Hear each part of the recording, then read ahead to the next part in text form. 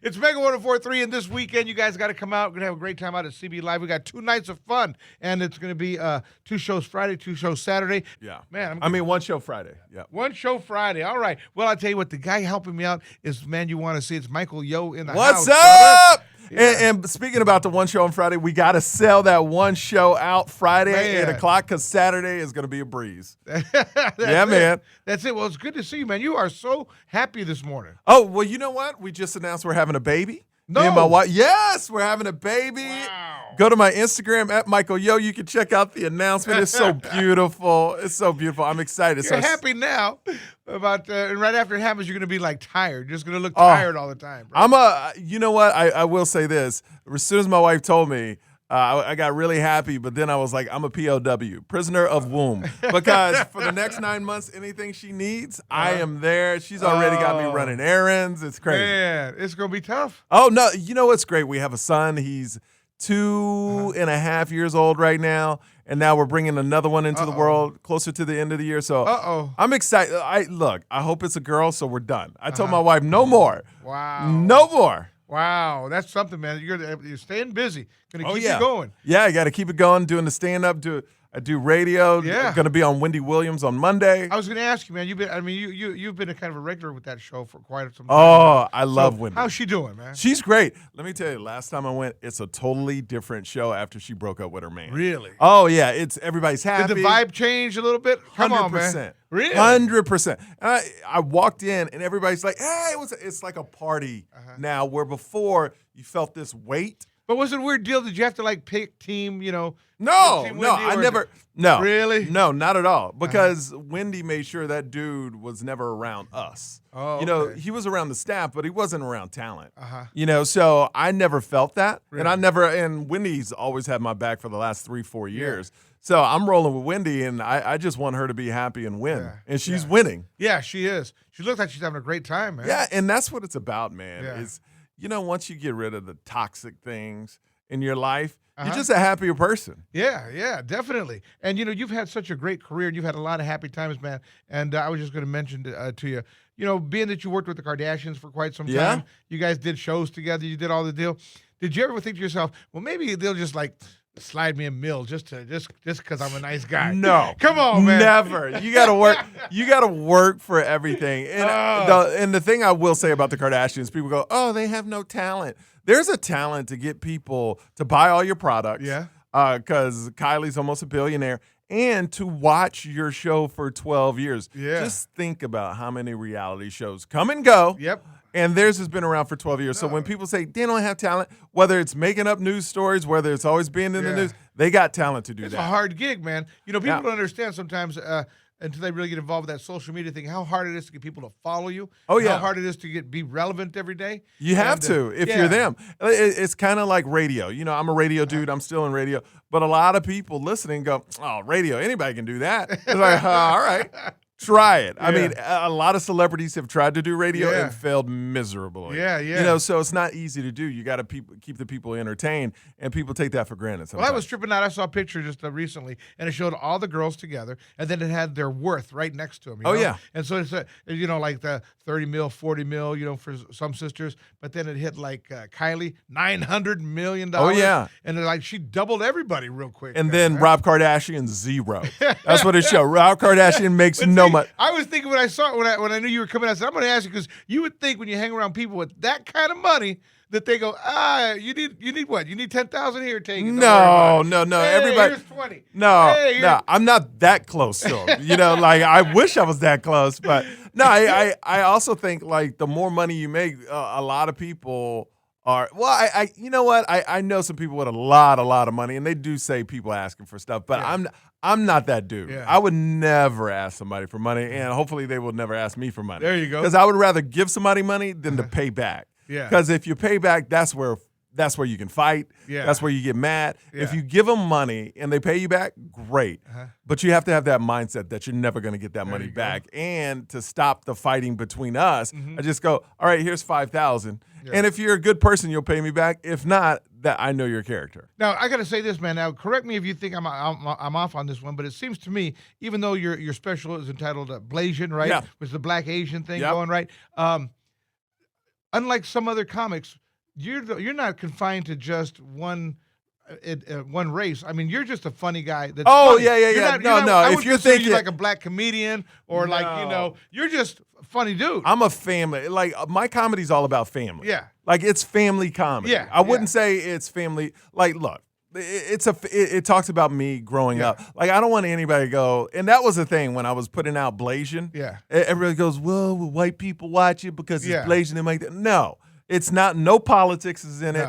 And even my shows, no politics. Yeah. It's all family. And the comedians I bring, no politics. Yeah, I brought that up because I was saying there's some comedians that they're black comics or Latin they're known comics, as urban comics, right? or and that's the crowd there. But you don't seem to have those boundaries, man. No, you're just funny. I mean, your audiences are well diverse. Oh man, my audience is like all across the board. Yeah. But that's what because of my comedy, I think the thing is I want to touch everybody. Yeah.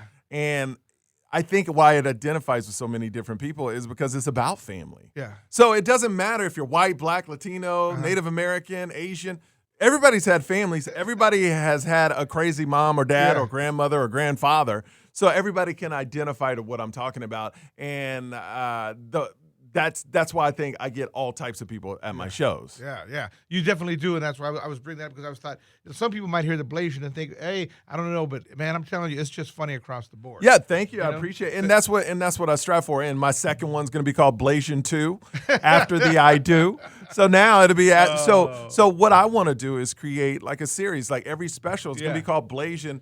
And it'll be Blasian 3, Blasian 4. There you go. And if you just found me at Blasian 3 or 4, you'll watch 1 and 2. Yeah. Because the thing I hated is I love Bill Burr and different comics. When I discover them, like, okay, which special was first? Yeah. Like I'll be the first comedian that'll be like, oh, here it is. It's all laid out for you. You just watch it in order, And I think that's something creative and different. So there you go. I want to get a little insight into your personality. So here's some quick questions for you real quick. Favorite movie of all time?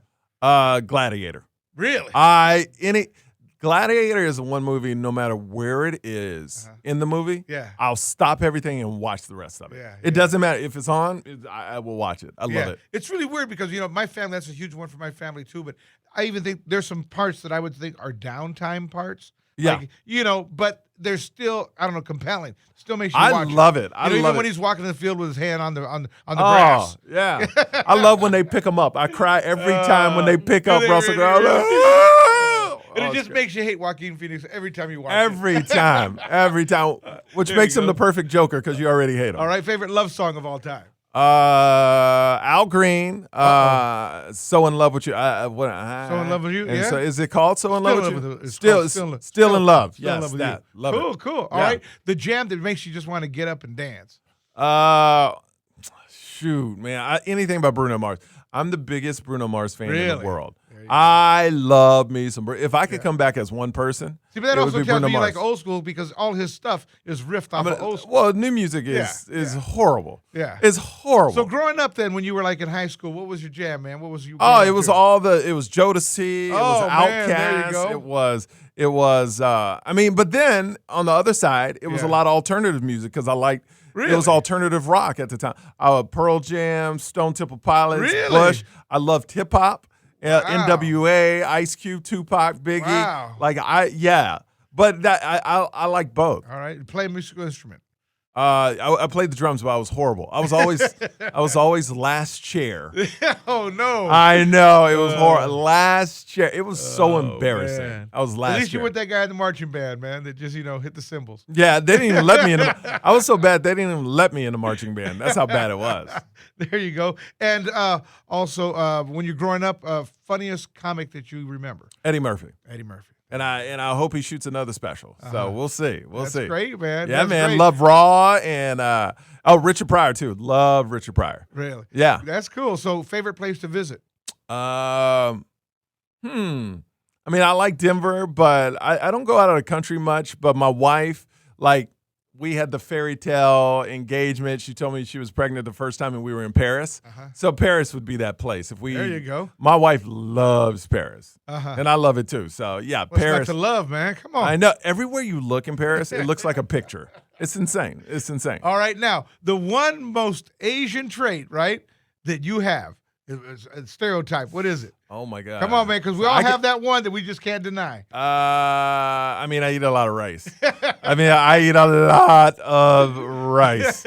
Like, my mom gave me rice with every meal. And it even came to a point because what's different about Asian people, they eat sticky rice. Yeah. So what's funny about sticky rice is even like when I was a kid and we didn't have glue in the house, my mom would smack sticky rice on the paper, rub it around, and go, "Now you have glue." Come on. Yeah. So you always had the cooker going, huh? So yeah, man, 24/7, 24/7. Wow. And now, as you raise your kids, man, do you find you're passing down any traits to them from? Your son's still young. The difference is I tell my kids I love them all. Well, my son, I love him all the time. My parents didn't tell me they love me till I was 29. Yeah, it's true. But they didn't like. I didn't even know that was a thing. Yeah. I honestly did not know that was a thing. I remember the first time I called my dad. I told my dad I loved him. I was 29 years old. Yeah. I call him and say, "Dad, I love you." He goes, "Okay," boom, and hangs up the phone. He hung up. He didn't know what to say. It's a weird deal, man.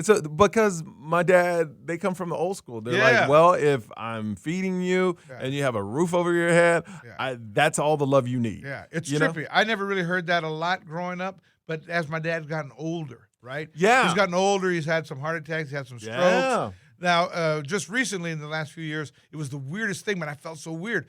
We were on the phone, and my dad went to say goodbye, and he's right before he hung up, he just went, "I love you," click. And I kind of stared at the phone and went like, "Who was that?" Yeah. Who was that guy? No, now my parents say I love you all the time. And I tell my son, so that's one trait that's going to be different that I'm passing down.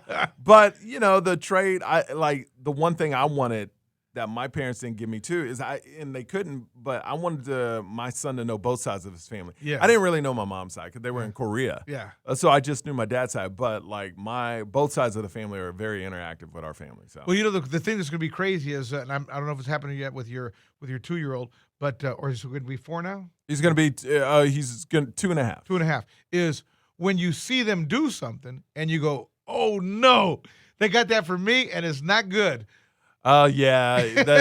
He loves to just not listen. Yeah. So my son loves it and he's so athletic. Yeah. Like, literally, my son is so athletic, and my wife was super athletic too, but he just knows how to manipulate my wife. There you go. And that's what I don't like. Like, my wife is like, "He doesn't know what he's doing." I was like, "Yes, he does. Sure, he does. Yeah. He does, because he's getting everything better than you. But he does exactly, and he doesn't do it to me. Yeah. So he knows what he's doing. He knows. That's a trip, dude. That's a trip. Yeah. As I see him all growing up, I look at him sometimes now and I go, "Oh my God, how did he get that from me? Why did he have to get that thing from me?" Well, like my son, he's so young, so he's still learning stuff. Yeah. But I know he's stubborn. Yeah. And I'm stubborn. Yeah. And my wife is stubborn. So definitely got the stubbornness from me. There you go. So, and he got my nose and lips. So there you go. There we go. Once again, I want to remind everybody out at Desert Ridge at CB Live. You guys got to get out there. It's a beautiful room, man. I don't know if you've seen it yet. No, I'm excited. It really is nice. Beautiful part of town. It's great out there. So you guys get a chance. Stop on by. Remember, we got a show Friday night. Come on out. Then we have 2 shows on Saturday. CB Live. It's Michael Yo. I want to thank you for coming in, brother. Thank you, homie. As always, appreciate man. it. Appreciate it. I know that I got years on you, but when I grow up, I want to be you. Oh, you are. I want to be successful as you. I appreciate it. It's Mega 104.3 taking down that old school right now. You want me throwing some Jodeci for you? Please do some Jodeci. We got it. It's all happening right here on Mega.